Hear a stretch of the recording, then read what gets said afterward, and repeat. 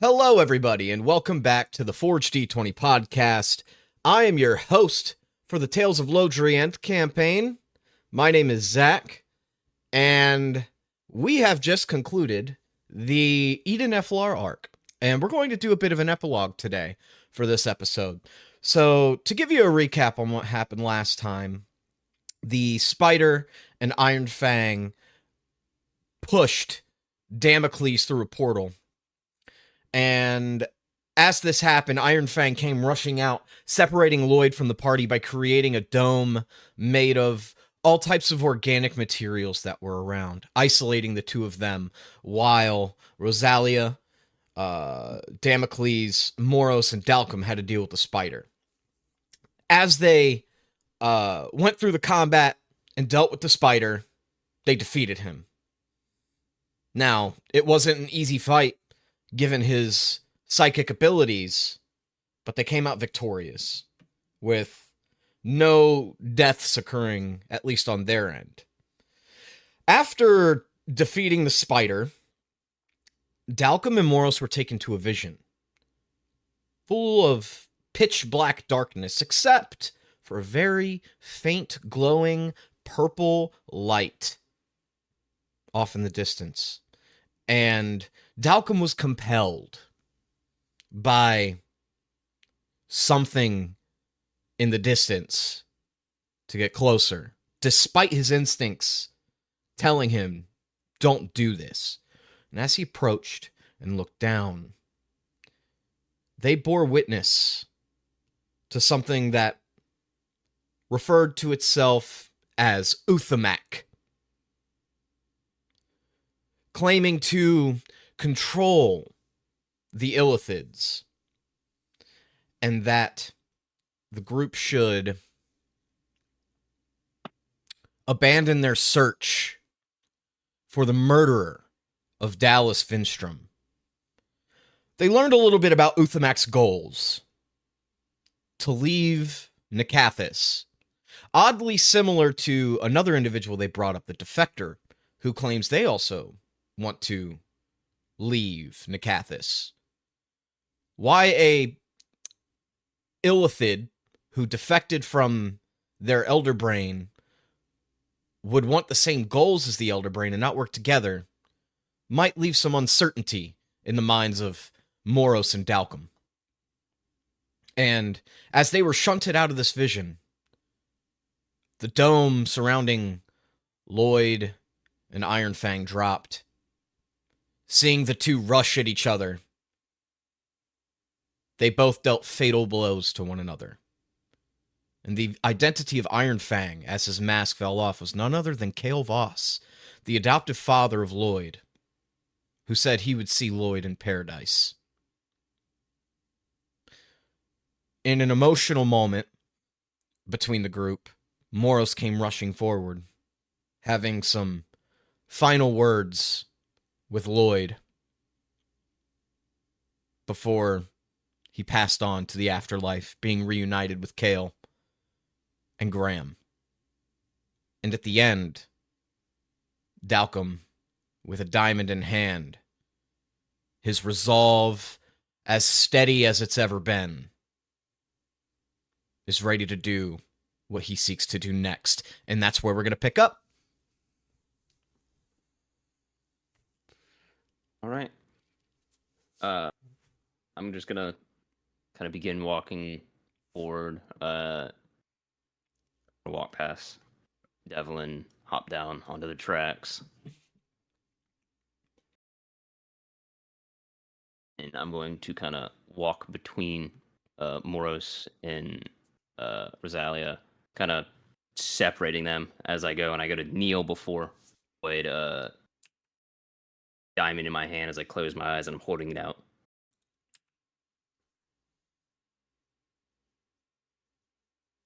As I'm going to begin to attempt cast Revivify. go ahead.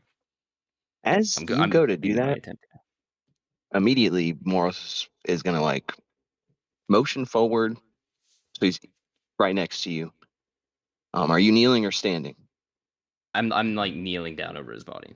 And Morris kneels next to you and is like, almost shoulder to shoulder with you, puts his hand out and very gently puts it onto the diamond. Dalkum, what are you doing? Time limit's not up. I can save him. I can bring him back.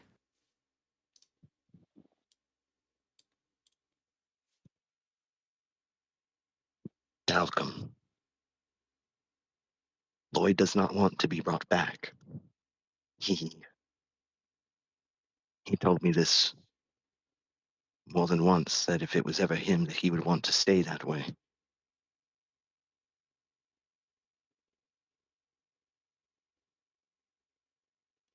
No, nobody wants to stay dead. Life is precious. Life is important. It's everything. It is the reason we exist. Nobody wants to stay dead.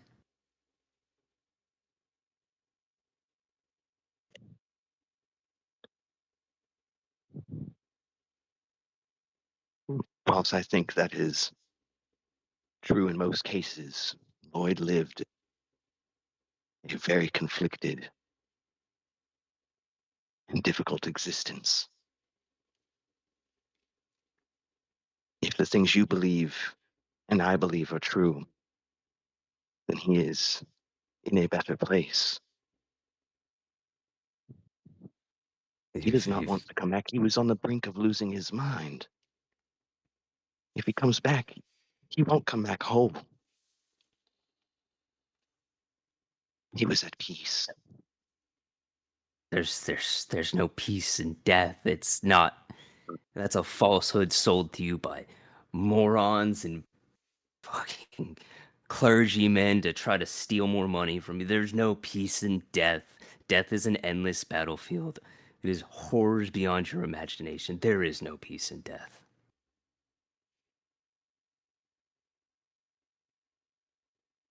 How can you know this? How can you say this and know this when you live the life of a cleric? You have the same faith. I have faith, yes, in gods. I do not believe in a pristine afterlife. I saw the other side. It is not. It is not this righteous place of beauty and luxury. It is a horrid field of misery and slaughter.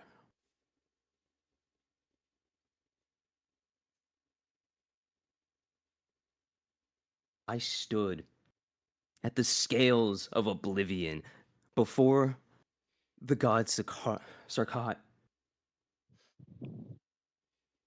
Terror and fear filled me as I watched this eldritch being judge my life and my worth.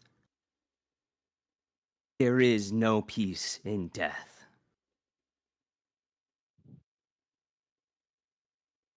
I'm bringing him back. Dalkum, please, I promised him. You may have, but I did not.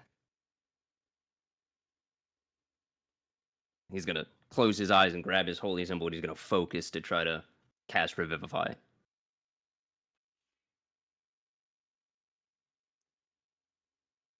Moros, compelled by his word in this moment, even though he does not like the position he's being put in. He is,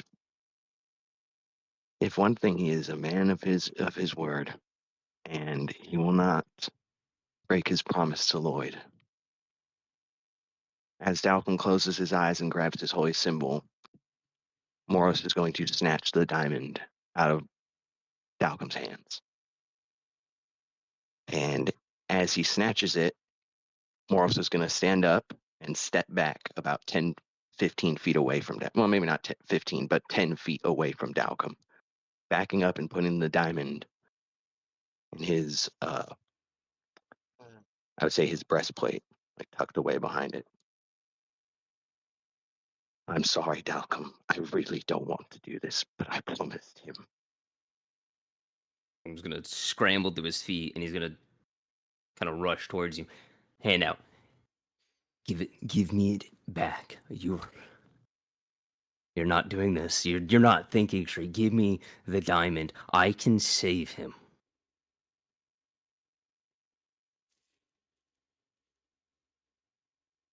Moros closes his eyes for a second, kind of like almost winces in pain, looks away, and he shakes his head.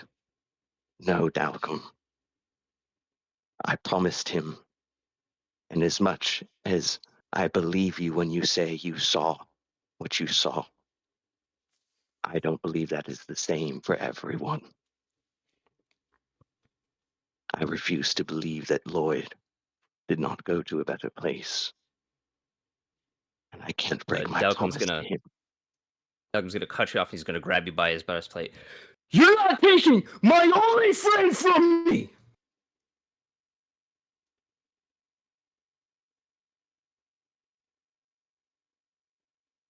Moros just stares at him. He says nothing. He lets him grab him, but Moros does not give him the diamond. Dalkum is shaking as he grabs you, and he's gonna pull you close. Give me the diamond.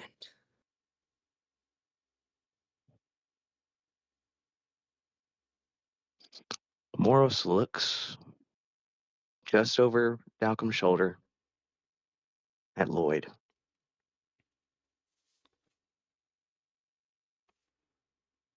He remembers his promise to Loyd. Now Loyd went out of his way to tell Moros, don't ever bring me back. Promise me. And Moros remembers saying, I promise to Loyd. Dalkum, I can't give you the diamond. You are not thinking straight right now. Ever since you've come back, you have not been whole. There are pieces of you that are missing in a way. You have not been yourself. This is not what Loyd wants. If it was, I would give it to you. Please see reason. He's just gonna repeat again, you're not taking my only friend from me, no matter what.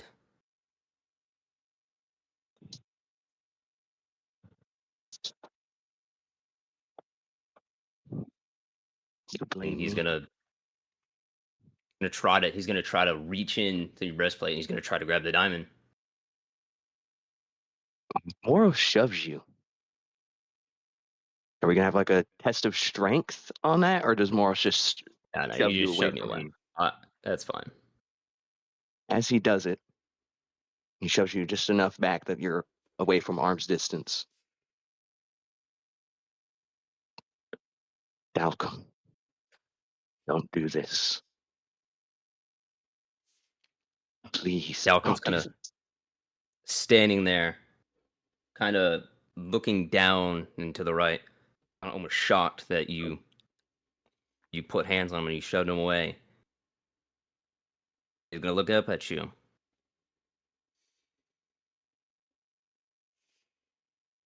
This is why I've always hated you. I could smell it on you the moment I met you.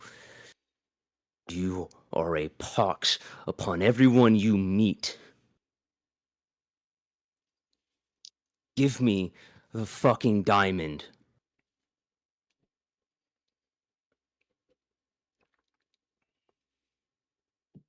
You blame me. Just looking into Dalkum's eyes, you blame me. For what? For what happened to him? For what happened to them?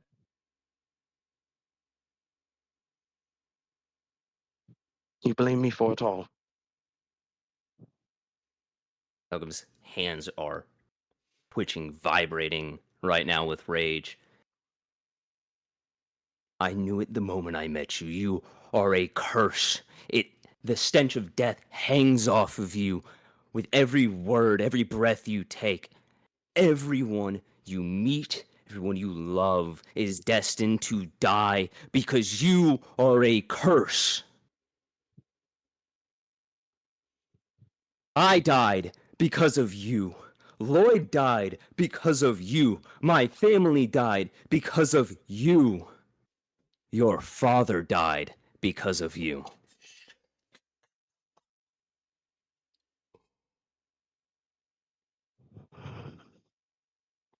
Moros's face twists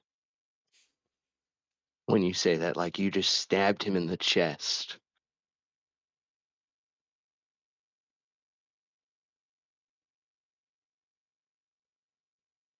And just as fast as your words hit Moros's ears and he processes what you just said to him,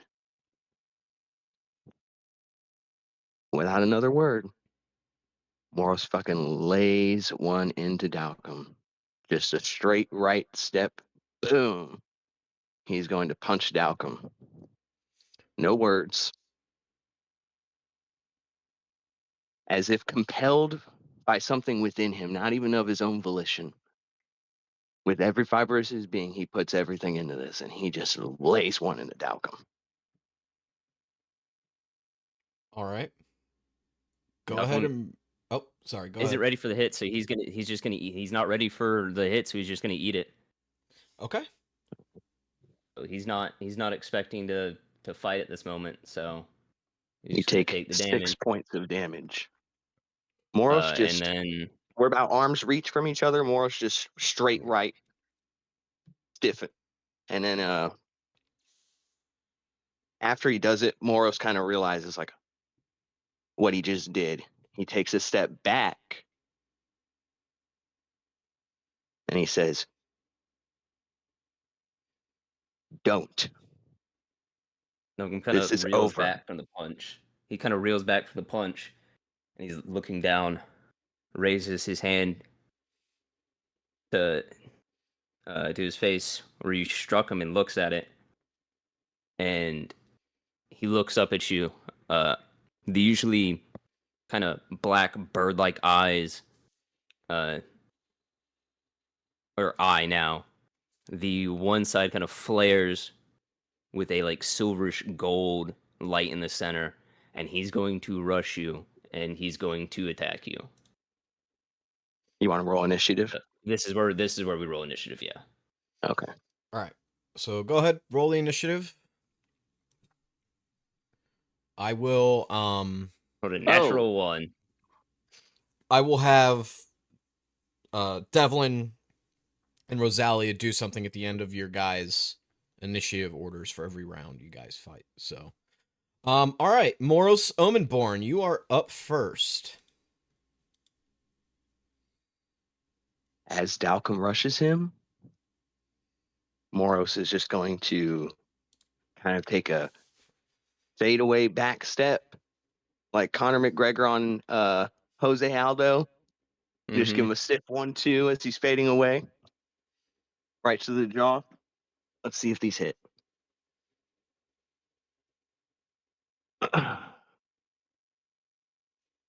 First one, 19, doesn't hit. Misses. Natural 1.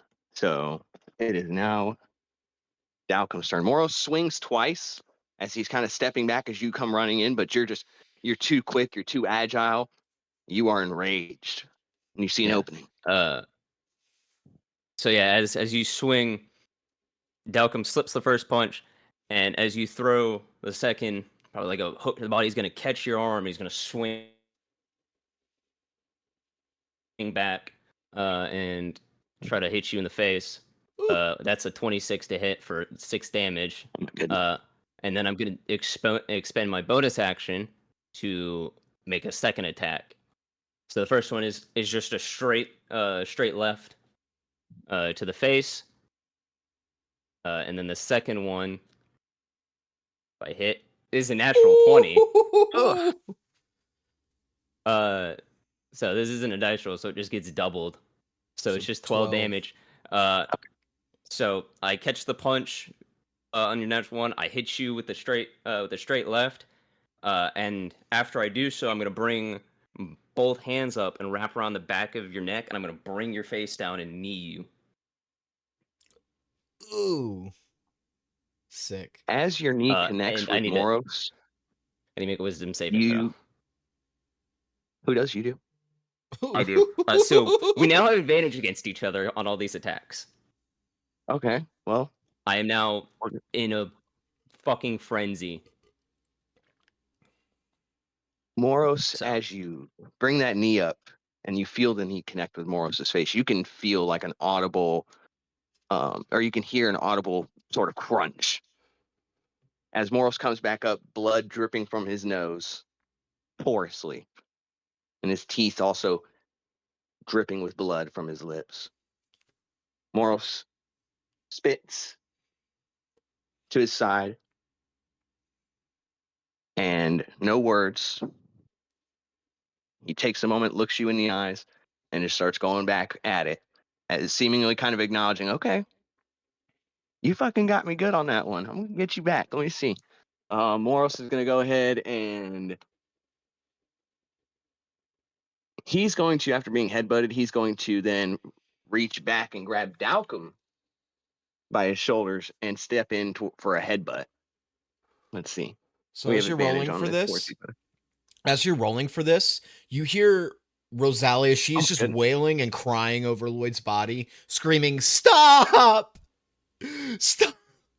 You just hear her weeping and sobbing, and you see Damocles, or Devlin rather, is trying to approach you guys, rushing forward. He's a little further back from you guys, and he's saying, "Gentlemen, you need to stop this. This is a time for mourn, not to fight with one another." And you see that he might get involved if this goes on for another turn. He's dead if he does that. If he gets close, he's fucked. As Dalkum is attacking him, and Moros just got nailed with that knee, and Moros comes back in to punch Dalkum. He hits Dalkum. He makes connections. He lands a nasty body shot from his right hand. Then he comes back with a left cross. Both connect on Dalkum, but to seemingly no effect. Dalkum is lost to his rage, and it's starting to hit Moros like he's not stopping. He doesn't hear Rosalia. He doesn't hear Devlin. And it's kind of setting in like, oh, he's gone at this point. I'm in a potentially life or death situation. His eyes get wide, kind of realizing the moment, and he's almost in shock at what's happening at this point. And he braces himself because he knows Dalkum's about to go crazy at this point. I'm gonna go ahead and I'm gonna make my first attack.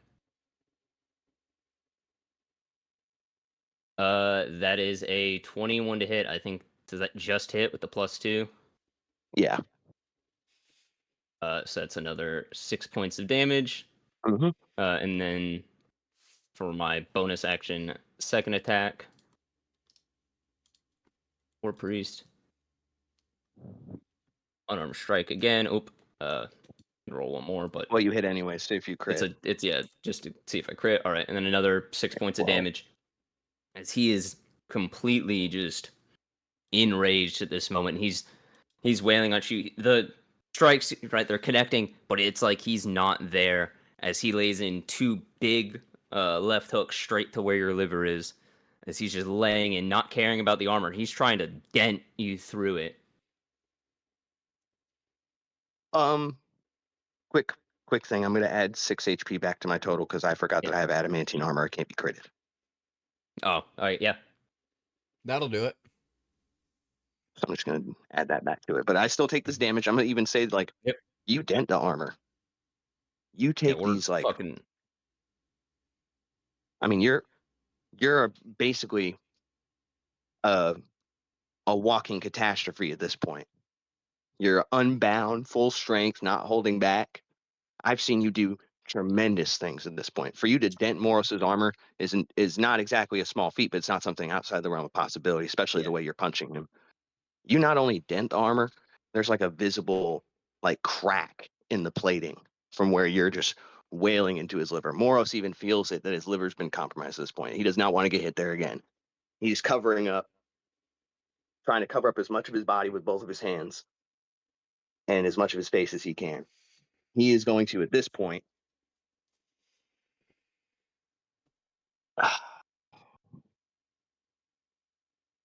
he's going to do like a almost teep kick to put some distance between him and Dalkum, almost push Dalkum back a little bit. So trying to hit him still. So as this happens, Devlin is running over. You could still roll your attack because this could hit. He's going to try to run over and push your leg out of the way with his hands by grouping them up together and just pushing them away. So it's just going to be like a strength versus strength. Zach, the moment he gets into my range, I take my reaction, have to do it, and I hit him with, where is it? My brace maneuver. And the moment he enters my range, I'm punching him. Oh, go for it, man. Oh, and I have advantage on this attack. Before you roll, can I describe Moros's attack? Okay, so once again, Moros, he does a little teep kick. He puts a lot into it. I mean, stepping in and pushing into the lower gut of Dalkum. Makes contact. Dalkum does not move. He's like a statue. An unstoppable force, almost like the juggernaut in this moment. He's just going forward. Moros connects, it does nothing. Doesn't even stifle him.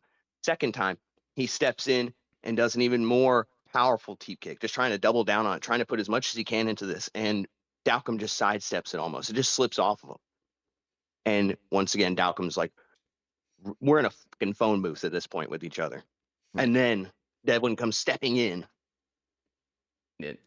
I don't know. I don't think a 15 is going to hit Devlin.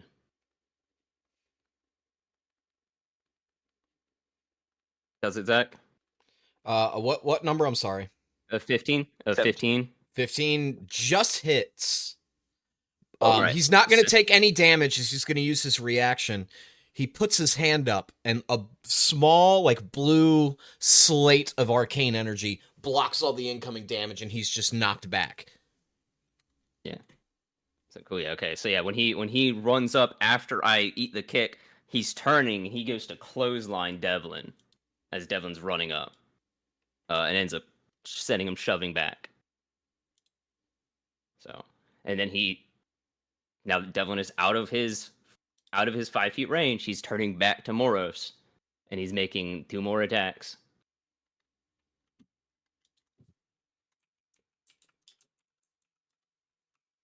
That's a miss on the first one. Missed one. He missed an attack. Yes, he missed an attack. Spend a bonus attack. Spend a bonus action charge to. Hold on. I gotta roll the advantage. It's a second miss. It's a second miss. So now he's just full, kind of just throwing. No, the precision from before is seemingly slipping away as he is just kind of throwing big at Moros, and Moros is kind of ducking and dodging out of the way, kind of like prime Mayweather, just slipping punches. Oh, he's locked in. Yeah. Moros at this point though is kind of like realizing this could potentially be a life or death situation in a way. Dalkum's lost control. Moros doesn't know the extent of Dalkum's condition, so he's just assuming that Dalkum's, I wouldn't say bloodlusted, but almost comparable to Chorus. In this moment, you can, like, Moros is even thinking about that, how he's lost at this point to that same bloodlust. Moros is here yet again. And he thinks about what Dalkum just said to him. You know, everywhere you go, people die, people are hurt. You are a pox, a plague, a curse. And for a second, he's kind of moving around these punches, these strikes from Dalkum. He begins to think to himself, maybe Dalkum's right. But just as quickly as these thoughts come to him, he goes back onto the attack. He doesn't have a choice. Moros is going to, let's see here.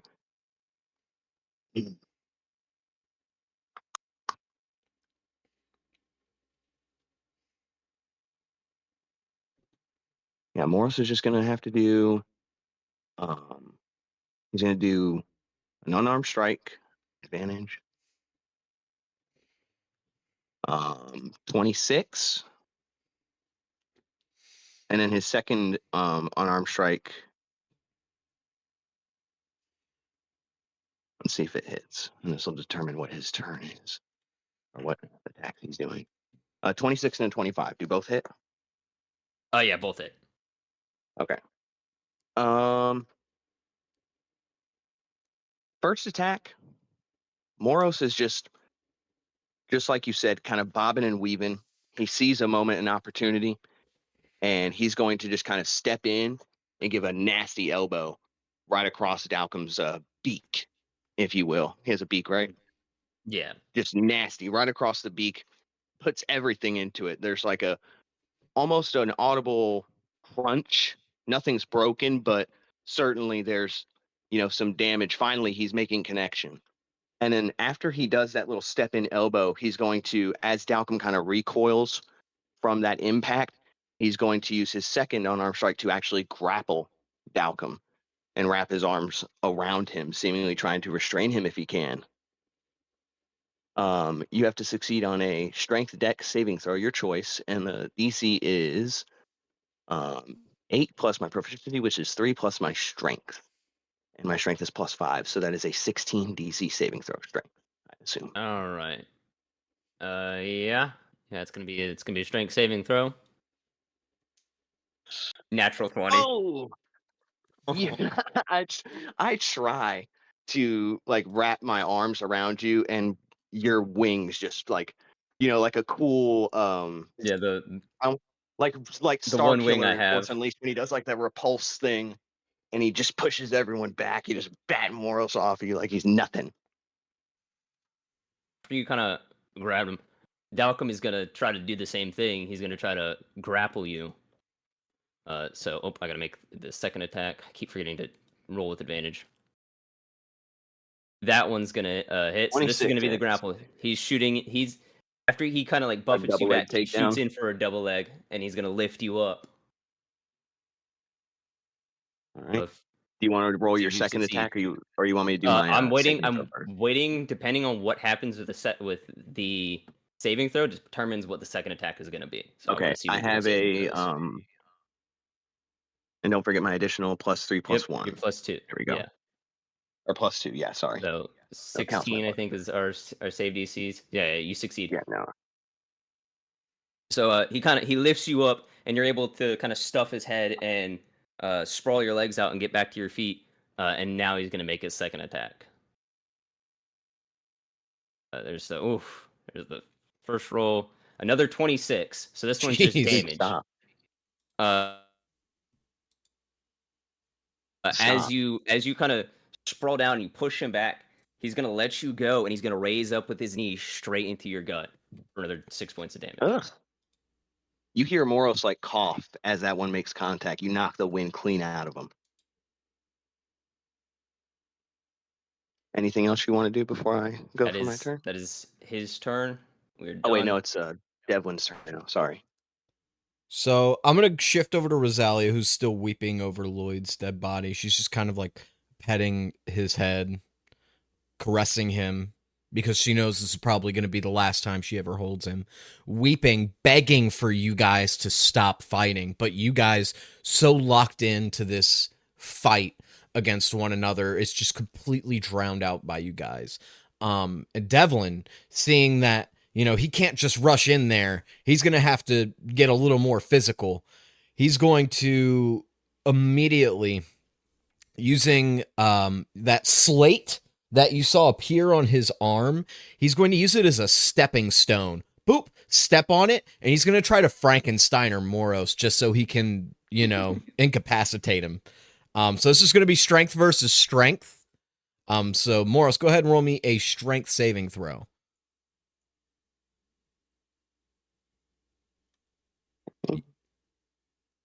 You have 16. And then you have to add my +3 +1 and +2. The DC was a 10, so that is a success. You immediately you feel him on your shoulders. What do you want to do to him? I simply brush him off.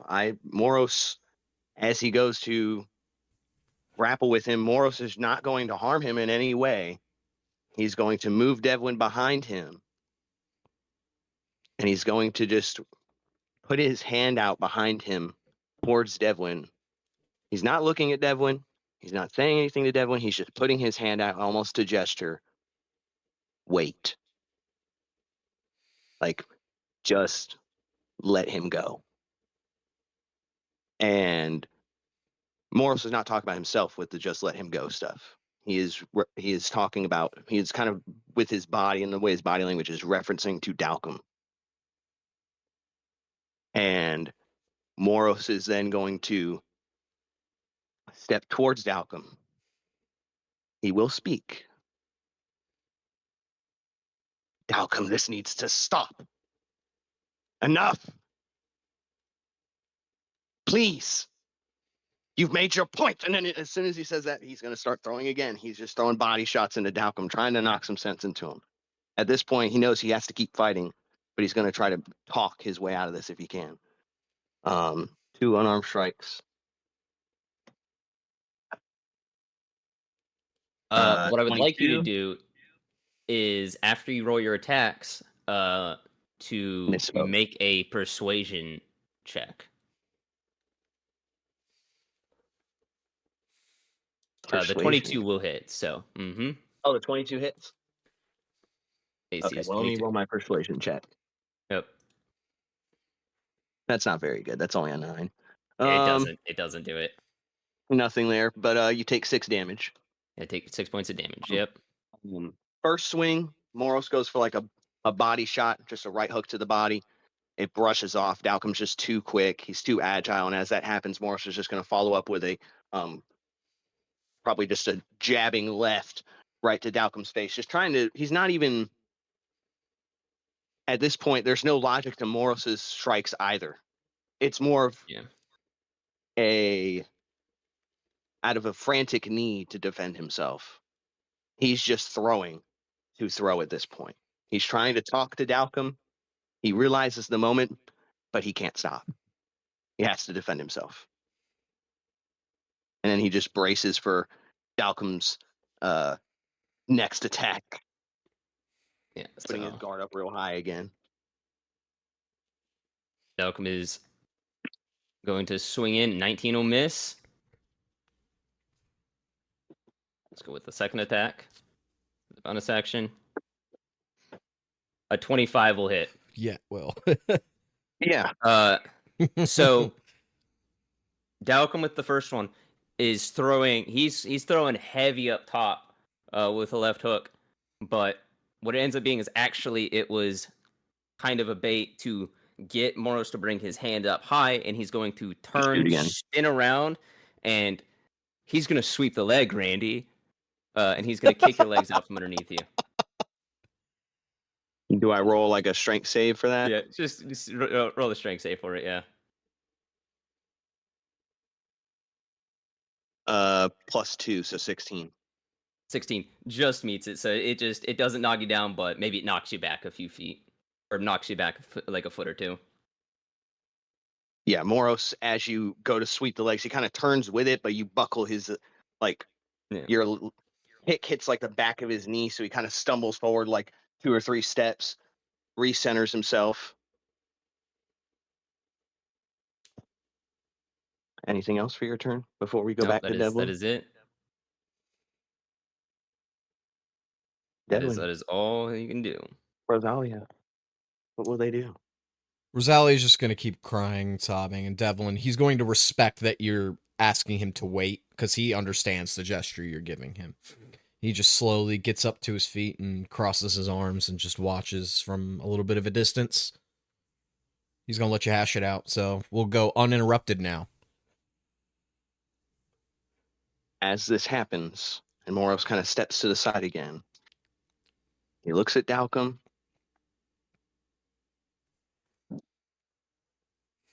Kind of looks over to Loyd.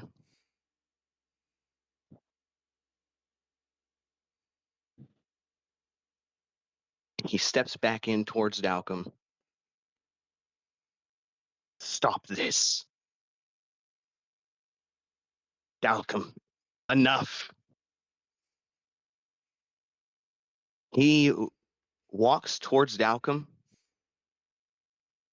and stops attacking. He just lowers his guard and walks within 5 feet of Dalkum. And he stands there just bracing for what Dalkum's about to do to him. But he sees what's happening. He sees Loyd's body, Rosalia, Devlin standing there. He sees this, what was to Moros a friend and ally, so lost to his rage and the pain of his grief. And Moros willingly subjects himself in this moment to that grief.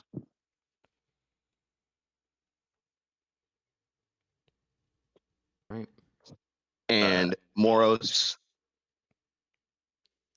just stands there. Right. As you walk forward, Dalkum is going to again make his attacks. That's a 21. I believe that just hits. It would fail, I think. No, it hits, but you don't have to roll for these. Moros is not defending himself. All right. He is standing perfectly still. As he's doing this, as you kind of step in, he kind of lets you walk into him, and he underhooks, and he's going to hit toss you over himself, and throw you to the ground. Are you going to resist, or are you just going to fail to save?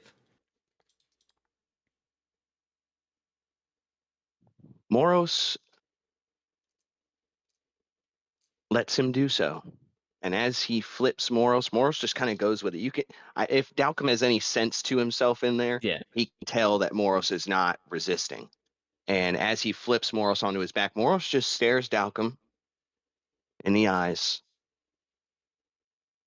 and awaits what is to come. And as you stare at him, you watch as he pulls both axes out and raises them above his head. And right when he's about to swing down, you see that that fog in his eyes kind of clears up, and he swings down and he buries the axes next to your head. And he's breathing heavy, shaking, but his eyes are finally, for the first time since this fight began, clear. He's holding on to the halves of these axes as he looks down at you.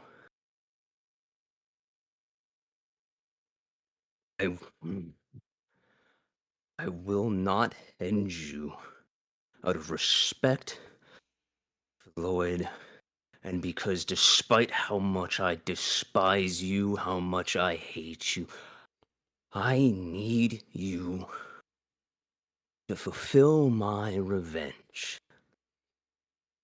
So listen close, Omen-born. Your name means doom, and if you jeopardize anyone I care about again, I will put you in the ground. And he rips the axes up, puts them on his back, and he's going to walk away.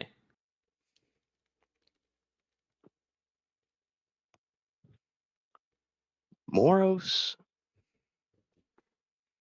sits there for a moment on the ground.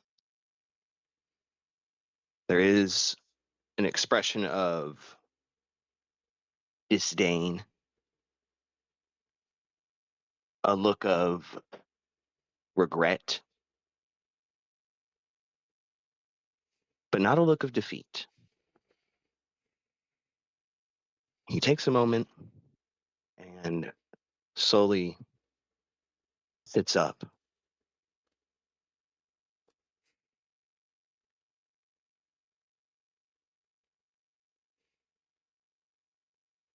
He watches Dalkum as Dalkum walks away. Many things come to Moros's mind. Things to say, things he would like to do. But Moros says nothing. Moros does nothing but stand to his feet, taking the diamond from his breastplate, and then he tosses it as far as he can, away from where Dalkum is walking and Loyd's body. He then motions towards Devlin, or not motions towards him, but starts moving towards Devlin and Loyd's body. He's kind of, as he's walking over, tending to his own injuries in a way, kind of brushing the blood off of his hands and the blood from his face and mouth. Measuring and kind of looking at his cracked armor plating. He looks back and sees the scars on the ground from where Moros laid, and the blades fell next to his head. Moros looks at that, but then he returns his gaze to Loyd and to Rosalia and Devlin. I'm sorry, is all that escapes Moros's lips before he falls back to his knees next to Devlin and Rosaria and Loyd's corpse.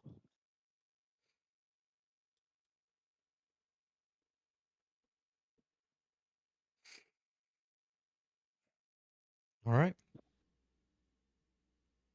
So, after the fight between the two of you, I guess somewhat resolves as the emotions are still high, but the physicality is gone. Devlin picks up Loyd's body, throws it over his shoulders, takes it back to secret base, where Bibble is waiting there. And I'm assuming you all go with. They prepare his body for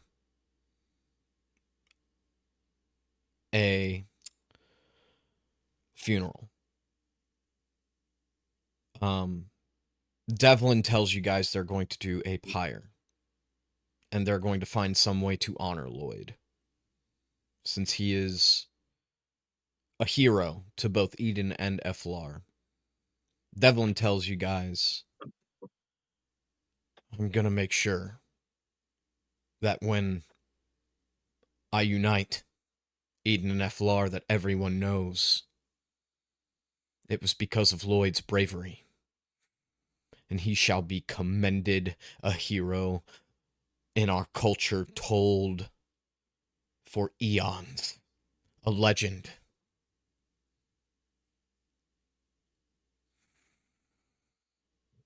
He breathes heavily for a moment. Return here tomorrow. We'll have his body prepared and we'll hold a pyre for him. And hold a vigil to remember him and celebrate his life. As he tells you guys this, I'm not sure where you guys are if you guys are gonna sleep in the secret base or not, or if Dalkum's gonna go separate from everybody, or Moros is gonna go separate from anybody, but you guys find a place to sleep for the evening, and we're going to skip to the next day. Before we end, yes, go ahead. Dalkum, as kind of a last, I guess, memento, remembrance of Loyd, is going to, he gathers the members of his clergy, and they are preparing a true funeral rite for him, and Dalkum will lead a casting ceremony to perform the funeral rite onto Loyd's body, so Loyd cannot become an undead for the next 7 days by any means short of a wish spell. All right. We are doing a proper,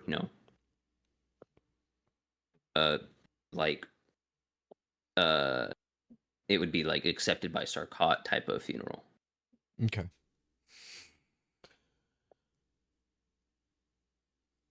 And he's going to stay with the members of his order for the night. Okay. Then dawn of the next day comes. Devlin speaks to you guys through magical means, tells you to meet him in the center of Eden, where they will be holding the pyre. And when you guys show up, there's Eflarans, and there are Edenites all around. You have never seen these people mingle one another. There's a bit of an awkward tension in the air. I mean, these two city-states were at war with one another for the longest time and were set against one another. They have Loyd's body sitting in a kind of this bed of wood where it's just resting there. You can see he's resting gently. His skin's turned lighter hue. Before I begin, Devlin begins to speak up. Is there anyone who would like to speak some words about Loyd before I say what I need to say?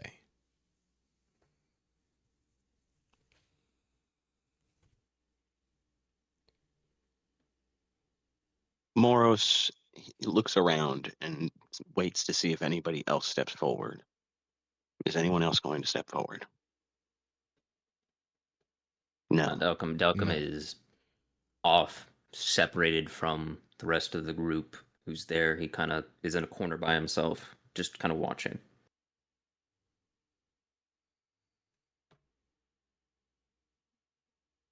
Moros steps forward. And as he does so, he looks around the crowd, the people, those familiar to him, those that are not familiar to him. He takes a moment to soak in this shared grief that not necessarily everyone here understands, but those that are close to Loyd and had known him for a long time had sort of shared together when he passed in this moment. This love for him, this grief. Moros looks around.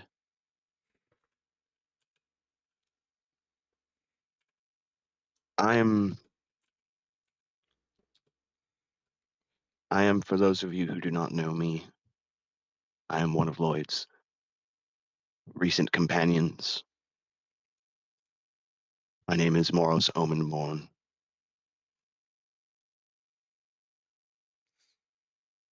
Loyd was more than a companion to me. He was my brother. I have and had traveled by his side for many, many moons now. I consider him the closest person in my life.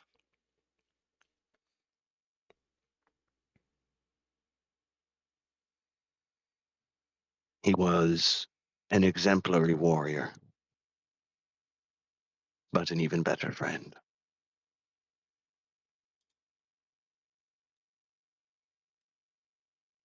He lived his life according to very simple principles. His honor, his word, and his intentions to fight for those he cared about. When I met Loyd, he was enigmatic, hard to understand, but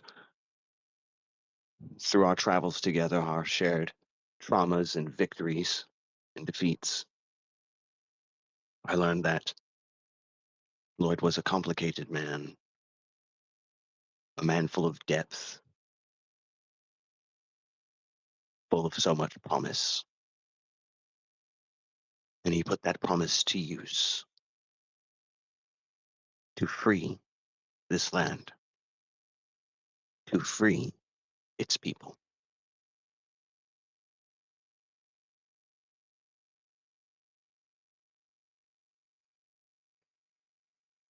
He was, amongst many, many people I have met in my lifetime, amongst the many faces and the very few friends that I've had. He was the best of us.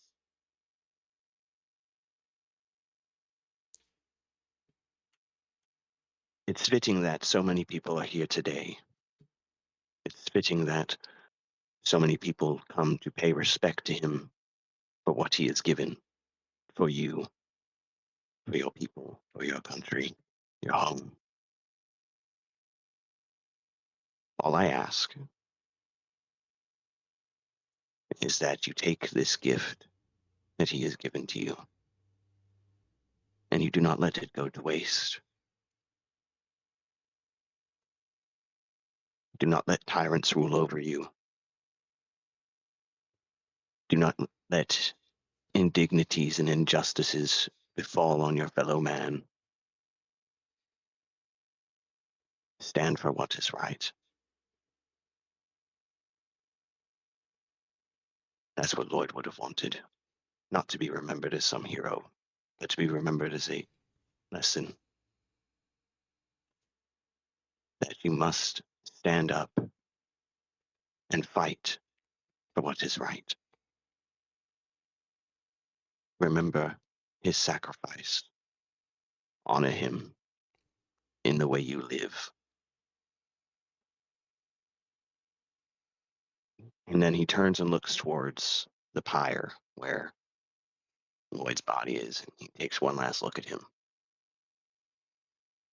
Goodbye, my brother. And then out of his pocket, Moros reaches out, and for the first time in a long time, he takes the horn of the wild hunt, places it upon his lips, and gives one emphatic note as a send-off to Loyd's soul. Dun, dun, as this note just bellows out across this silent procession. And then Moros leaves the front of the procession, returning himself back to being a part of the crowd.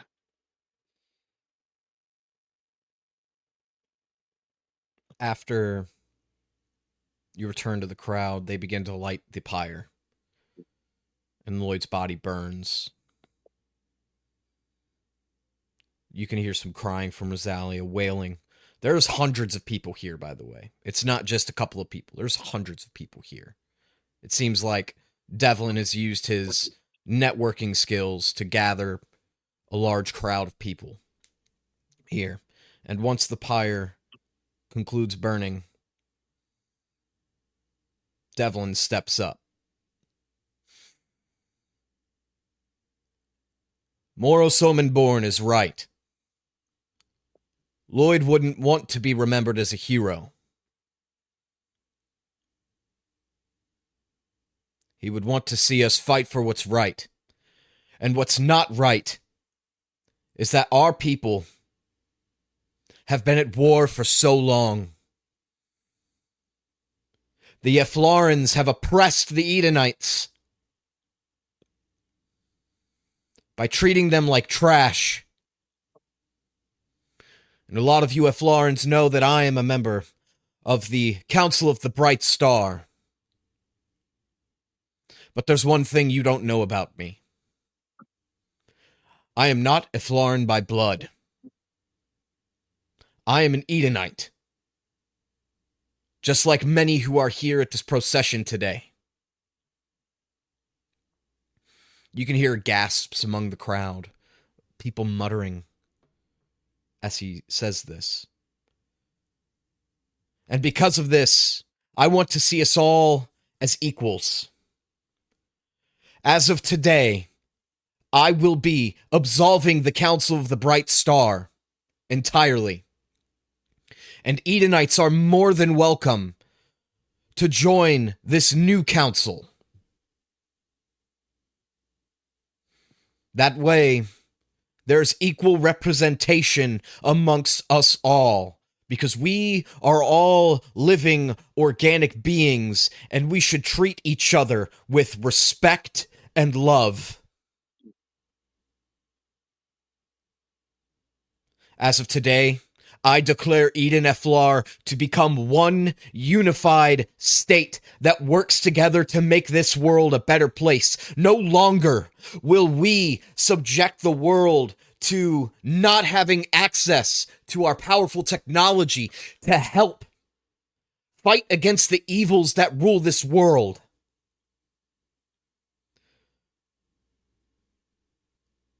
And now, this day will be commemorated forever to honor Loyd and others like him.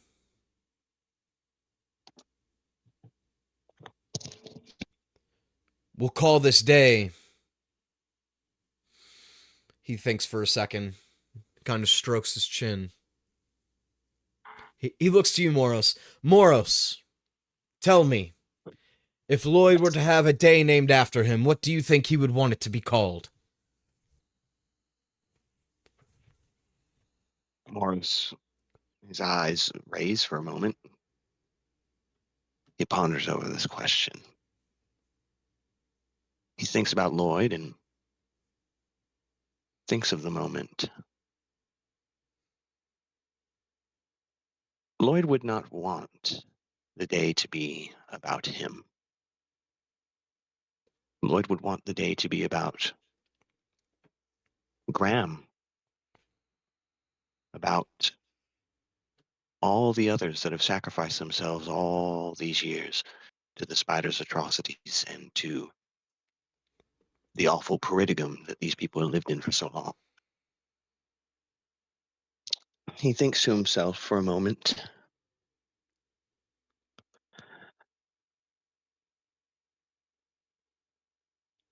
Liberation Day. The day that the people of Eden-Eflar were liberated from the spider and his control. Devlin raises his fist in the air. Liberation Day!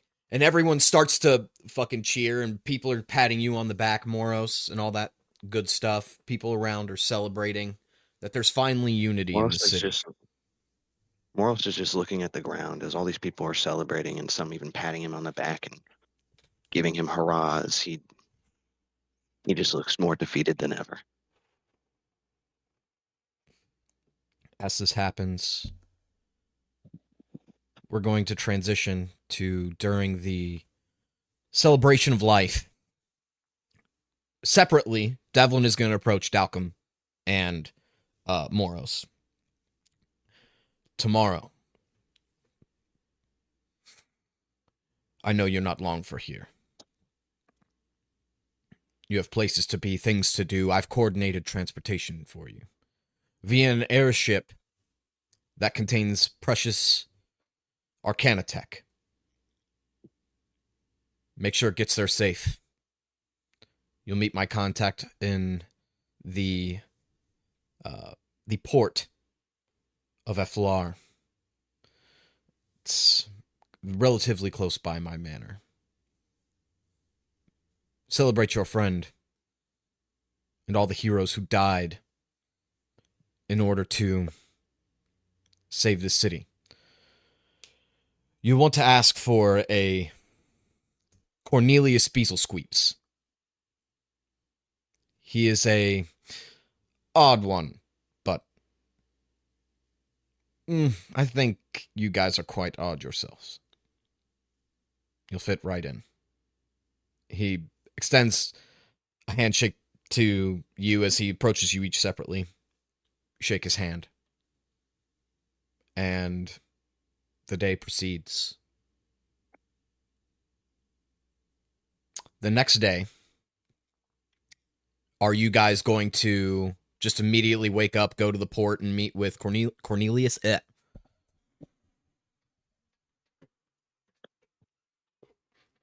Dalkum has kind of just wants to leave as soon as possible at this point. All right, so what about you, Moros? He's not.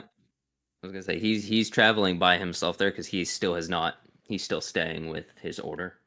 Okay. Moros would like to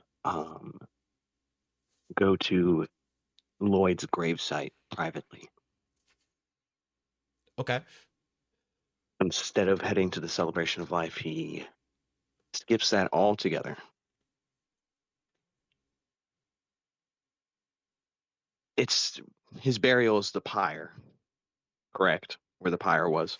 No, but they in the city of Eden, kind of they cleared out all the rubble and debris from where Kale's bar was, and they've turned it into a memorial for Loyd.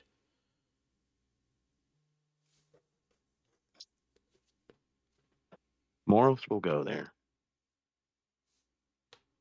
and he approaches the memorial, taking a knee before it. He reaches into his pocket, and he pulls out Loyd's journal.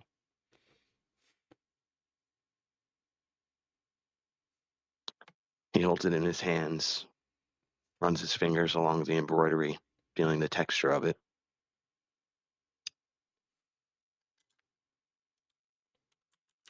He then takes his amulet of the Wild Hunt.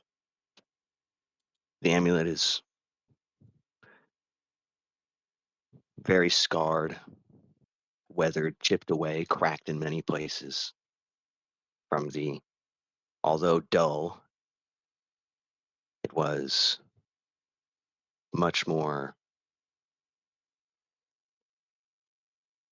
cleanly or new looking before this journey began, before Loyd and Chorus and Moros all joined together in Dalkum now.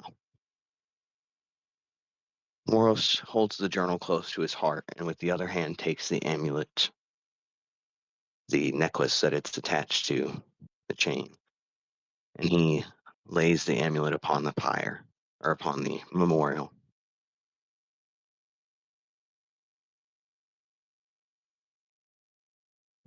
When this journey began, there was 3 of us.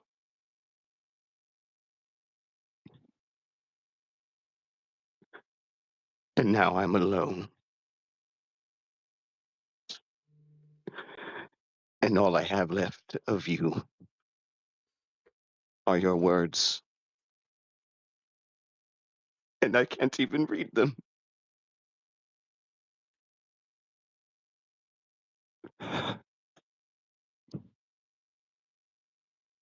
I'm going to find Chorus. I'm going to find Chorus. And I'm going to save him. I'm going to free him. I'm going to help him. I don't know where this journey will take me.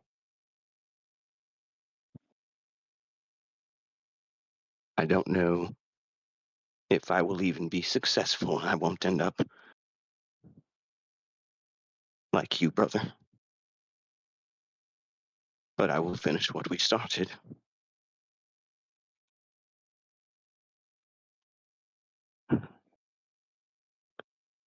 Wherever you are, Loyd, I will honor you.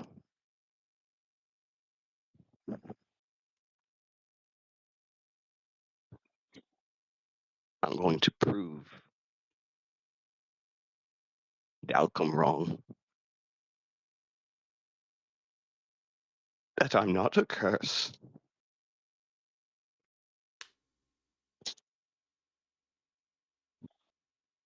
I'm going to prove you right. That I'm capable. That I'm a good man. That I'm not the monster that Dalkum thinks I am.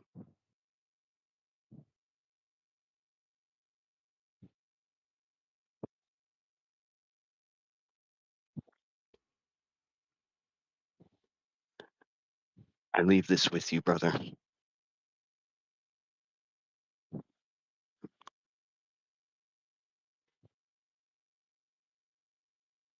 May the afterlife be kind to you. Where the realms were not, let it grant mercy. Let it give you healing. And let you be whole again.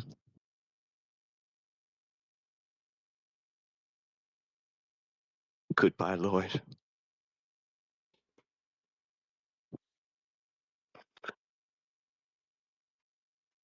Our paths separate here for now.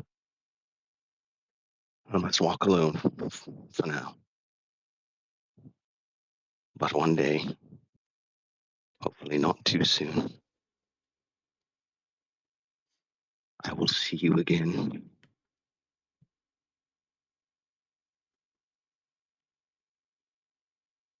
And you in Taurus. And my father will be waiting. Goodbye, brother.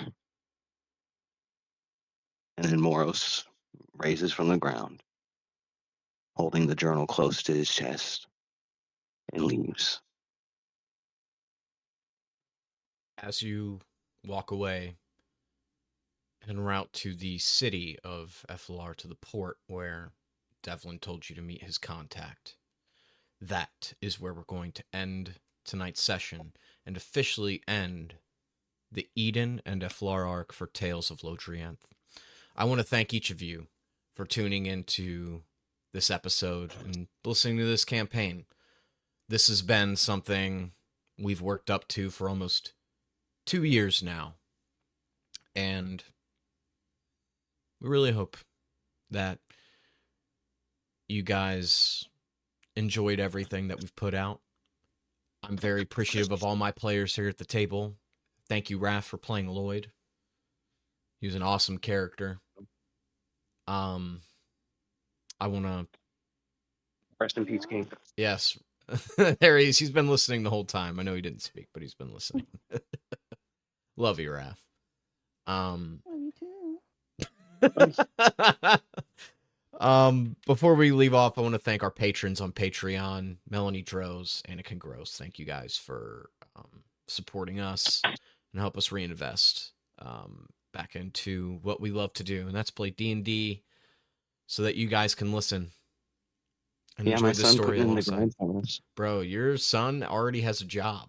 That's crazy. Bro, since he was, 2 years old, he's been supporting this podcast. Crazy. It's crazy. My son's the breadwinner. He's the one actually doing the work that you do. Oh, well. All right. Anyways, we love you guys, and we'll see you next week. Take it easy.